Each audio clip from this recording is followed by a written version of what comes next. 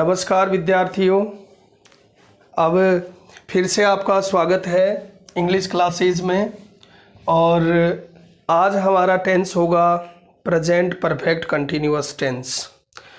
Present perfect continuous tense में वे कार्यों के वाक्य बनाए जाते हैं जो भूतकाल से चले आ रहे हैं और वर्तमान में लगातार चल रहे हैं, जो शुरू तो हो चुके हैं पहले से लेकिन जिनके अंत नहीं हुआ हो जिनका, उन सभी वाक्यों को इस टेंस में बनाया जाता है। और इनकी हिंदी में पहचान होगी से रहा है,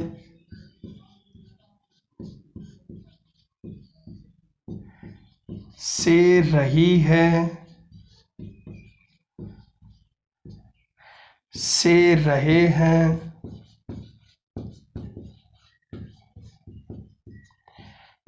से रहा हूँ,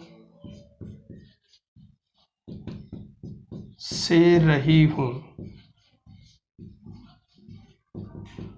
ये सब शब्द में से कोई भी शब्द जिस हिंदी वाक्य के अंत में आता है उन सभी वाक्यों को प्रेजेंट परफेक्ट कंटिन्यूअस टेंस में हम बनाते हैं अंग्रेजी में। इन वाक्यों की अंग्रेजी में जब हम बनाएंगे तो सहायक्रिया लगेगी हैज़ या हैव के साथ वर्ब की के साथ बीन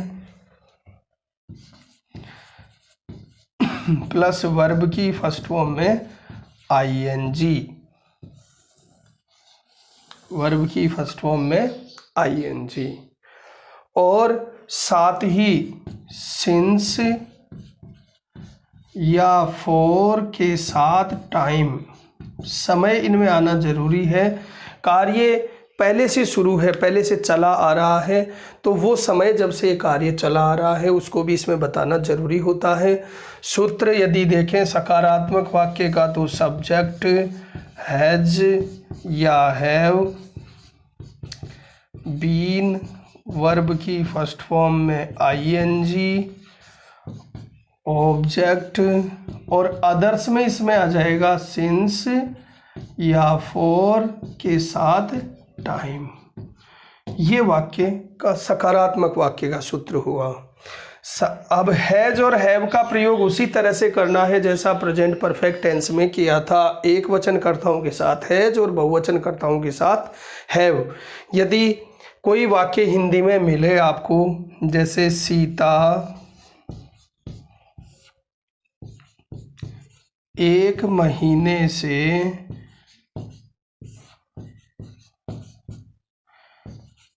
कपड़े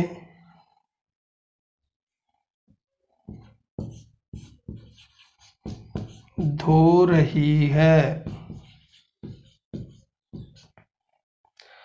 तो सीता एक वचन है, सीता के साथ क्या लगेगा हैज, सूत्र के अनुसार है, और हैज आए या हैव दोनों में जो भी आए उसके साथ बीन। वर्ब है, वर्ब की फर्स्ट फॉर्म में आईएनजी वर्ब है, धोना, धोने को अंग्रेजी में कहेंगे वॉश, उसमें लगेगा आईएनजी, वर्ब में आईएनजी, वॉशिंग। ऑब्जेक्ट क्या धो रही है, कपड़े, क्लोथ्स। अब कब से धो रही है, 1 महीने से। सिंस और फॉर का प्रयोग अभी हम देखते हैं। जहां समय का कोई बिंदु आए वहां सिंस का प्रयोग करना है, जहां समय की कोई अवधि आए वहां हमेशा फॉर का प्रयोग करना है। 1 महीना एक अवधि है, इसलिए यहां आप फॉर का प्रयोग करेंगे, for a month, for a month या फॉर 1 मंथ, ए या 1 एक ही बात है। इस तरह से इसका प्रयोग करना है। अब दूसरा और वाक्य देखें, मैं जुलाई से अंग्रेजी सीख रहा हूँ,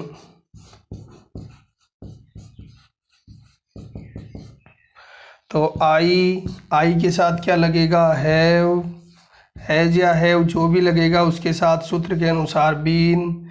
वर्ब है सीखना, सीखने को अंग्रेजी में कहा जाता है लर्न, और लर्न में लगेगा आईएनजी, लर्निंग। क्या सीख रहे हैं, ऑब्जेक्ट है इंग्लिश। कब से सीख रहे हैं? जुलाई से। तो ये एक पॉइंट ऑफ टाइम है, इसके साथ सिंस का प्रयोग होगा, सिंस जुलाई। इस तरह से आप इन वाक्यों को बनाएंगे। अब इसका नकारात्मक वाक्य, मेरे ख्याल से आप लोगों को अब समझ में आ गया होगा कि किसी भी सकारात्मक वाक्य को नकारात्मक में बनाना है तो उसमें मुख्य क्रिया के पहले नोट लगाना है। उसको प्रश्नवाचक बनाना है तो हैज या हैव को सब्जेक्ट से पहले रख देना है। इसी प्रकार से इसके आप चारों वाक्य बनाएंगे। उससे पहले मैं आपको सिंस और फॉर का प्रयोग समझा देता हूँ। सिंस और फॉर, देखिए हमें यहाँ दो चीज़ें समझनी है, एक टाइम और दूसरा उसका विभाजन। देखिए टाइम यानी समय। हमने ये जाना कि टाइम जो है वो तीन प्रकार का होता है। प्रेजेंट टाइम जो वर्तमान में चल रहा है, पास्ट टाइम जो बीत चुका है, टाइम इसके साथ लिख लें, और फ्यूचर टाइम जो अभी आने वाला है, आया नहीं है। प्रेजेंट टाइम, पास्ट टाइम और फ्यूचर टाइम। प्रत्येक समय को तीन भागों में बांटा जाता है। जैसे टुडे, आज, यस्टरडे, यस्टरडे ये बीता हुआ कल, और टुमारो जो अभी आएगा, आने वाला कल। ये तीन प्रकार का समय होता है। अब इसी समय को और तीन भागों में बांटा गया है, दो भागों में सॉरी। एक प्रत्येक समय को, प्रेजेंट, पास्ट एंड फ्यूचर, प्रत्येक समय को दो भागों में बांटा गया है। एक होता है पॉइंट ऑफ टाइम और एक होता है period of time. Point of time and period of time. समय की शुरुआत होती है आपकी आवर्स, घंटों से। मिनट, सेकंड, क्षण सबसे होती है, लेकिन सामान्य रूप से हम घंटे से हम देखते हैं। मिनट और सेकंड का बहुत कम उपयोग होता है। पॉइंट ऑफ टाइम 1 से लेकर के 12 तक की संख्या के साथ यदि एएम या पीएम लिखा हुआ हो, 1 से लेकर 12 तक की संख्या, और 1 से लेकर 24 तक की संख्या के साथ यदि ओ क्लॉक लिखा हुआ हो तो वो पॉइंट ऑफ टाइम में आता है।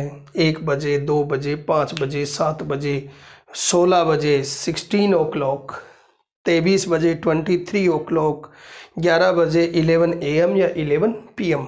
ये जो टाइम होता है ये पॉइंट ऑफ टाइम होता है। पीरियड ऑफ टाइम जैसे 2 आवर्स, उसका नाम न हो, 3 आवर्स, 5 आवर्स, 10 आवर्स, 1 आवर, इस तरह से केवल उसका नाम न हो, केवल अवधि दी हुई हो तो वो पीरियड ऑफ टाइम में आता है। 2 घंटे की अवधि, 5 घंटे, 10 घंटे, 15 घंटे। लेकिन यदि उसके साथ AM, PM या ओ क्लॉक लिखा हुआ रहा है तो वो पॉइंट ऑफ टाइम है। जब उसका नाम हो कि समय की शुरुआत कहाँ से हो रही है, उसका नाम होता है तो वो पॉइंट ऑफ टाइम कहलाता है। घंटों से बनते हैं दिन, डे। तो यदि संडे, मंडे, ट्यूसडे इस तरह से कोई पर्टिकुलर नाम हो, 7 दिन होते हैं सप्ताह के, उनमें से कुछ भी नाम आए तो वो पॉइंट ऑफ टाइम। और ऐसे ही आ जाए 2 डेज तो वो हो गया आपका पीरियड ऑफ टाइम। ये केवल अवधि है, जबकि ये पॉइंट ऑफ टाइम है। सप्ताह के संडे, मंडे, 7 दिन में से किसी का नाम। इसी तरह से डे में डेट भी आती है, जैसे 24 अप्रैल 2020। तो फिर ये हुआ पॉइंट ऑफ टाइम। लेकिन ऐसे ही आ जाए 24 डेज तो ये पीरियड ऑफ टाइम। जब समय के शुरू होने के बिंदु का नाम हो तो पॉइंट ऑफ टाइम होता है। अब इन दिनों से बनते हैं मंथ, यानी जनवरी, फरवरी, मार्च, अप्रैल, मई, जून, जुलाई, अगस्त, सितंबर, अक्टूबर, नवंबर एंड दिसंबर। इनमें से किसी का भी नाम हो तो वो period of point of time, और नाम न हो ऐसे ही हो 3 months 5 months 3 महीने 5 महीने 7 महीने, इस तरह से नाम हो वो हो नाम न हो केवल अवधि हो तो वो पीरियड ऑफ टाइम में आता है। फिर आता है मंथ के बाद में ईयर। यदि जैसे 2020 पर्टिकुलर ईयर हो गया, 1947 पर्टिकुलर ईयर हो गया, 1820 पर्टिकुलर ईयर हो गया, और लेकिन ऐसे ही आ जाए 500 ईयर्स, तो ये हुआ पीरियड ऑफ टाइम। जहाँ पर भी पॉइंट ऑफ टाइम आएगा वहाँ हमेशा सिंस का प्रयोग होगा, और जहाँ भी पीरियड ऑफ टाइम आएगा वहाँ हमेशा फॉर का प्रयोग होगा। अब ये समय तीनों भागों में है, प्रेजेंट में भी है, पास्ट में भी है और फ्यूचर में भी है। मैंने इसीलिए इसको बताया है। यदि ये प्रेजेंट में है तो प्रेजेंट परफेक्ट कंटिन्यूअस टेंस का प्रयोग होगा। यदि यही टाइम पास्ट में है तो फिर वो पास्ट परफेक्ट कंटिन्यूअस टेंस में इसका प्रयोग होगा, और यदि ये टाइम फ्यूचर में है तो फ्यूचर परफेक्ट कंटिन्यूअस टेंस में इसका प्रयोग होगा। ये मैंने इसीलिए बताया है आपको। प्रेजेंट में उसके साथ कुछ भी नहीं लिखा हुआ होगा। जैसे आपको यहाँ लिखा हुआ आ गया संडे, तो इसके साथ ये प्रेजेंट परफेक्ट कंटिन्यूअस में काम में आएगा। सिंस संडे, सिंस जुलाई जैसे भी आया था वाक्य में। लेकिन यदि आता है सिंस जुलाई लास्ट, ऐसे शब्द जो भूतकाल का बोध कराते हैं, लास्ट, प्रीवियस, एगो, बिफोर, उन शब्दों में से कोई भी शब्द इस समय के साथ में है, इनमें से किसी के साथ भी, तो पास्ट टाइम हो जाएगा। यदि ऐसे समय जो फ्यूचरिटी का बोध करवाते हैं, आफ्टर है, टुमारो, नेक्स्ट और फॉलोइंग, इस तरह के शब्द यदि आते हैं तो फ्यूचर टाइम में आएगा। Time, point of time and period of time, और ये दोनों समय प्रेजेंट भी होते हैं, पास्ट भी होते हैं और फ्यूचर भी होते हैं। इसको थोड़ा बार बार देख करके समझिएगा, क्योंकि इसका प्रयोग हमें कई जगह करना है। ये present perfect continuous, past perfect continuous, future का परफेक्ट कंटिन्यूअस में तो आएगा, इसके अलावा भी बार बार आपको इसको समझना होगा टेंसों में। तो ये होता है दो तरह का समय। जहाँ भी पॉइंट ऑफ टाइम आएगा सिंस का प्रयोग करना है, जहाँ भी पीरियड ऑफ टाइम आएगा आपको फॉर का प्रयोग करना है। इस प्रकार से आपका प्रेजेंट परफेक्ट कंटिन्यूअस टेंस पूरा होता है। वाक्य आप लोगों को बनाने हैं, वर्ब लिखें, पहले हिंदी में वाक्य बनाएं, उसके बाद में वाक्य अंग्रेजी में ट्रांसलेट करें। अंग्रेजी में है उनको हिंदी में ट्रांसलेट करें, आपको बहुत अच्छे से समझ में आएगा। अभ्यास आपको करना है। गुरु बाहर से कुछ भी आपके अंदर भर नहीं सकते। आपके जो अंदर क्वालिटी है उन्हीं को वो चमका सकते हैं, जिसमें जैसी क्वालिटी हो। यदि आप में क्वालिटी है दैत्य बनने की, राक्षस बनने की, तो आप राक्षस ही बनेंगे, चाहे कितना ही प्रयास कोई करे। बाहर से कोई गुण दे करके उसको बदला नहीं जा सकता स्वभाव को। अध्यापक उन इनर मोस्ट क्वालिटीज़ को ही चमका सकते हैं, ऐसा हमारे पूर्व महापुरुषों ने कहा है। अगली क्लास तक के लिए आपको धन्यवाद। जय हिंद, जय भारत।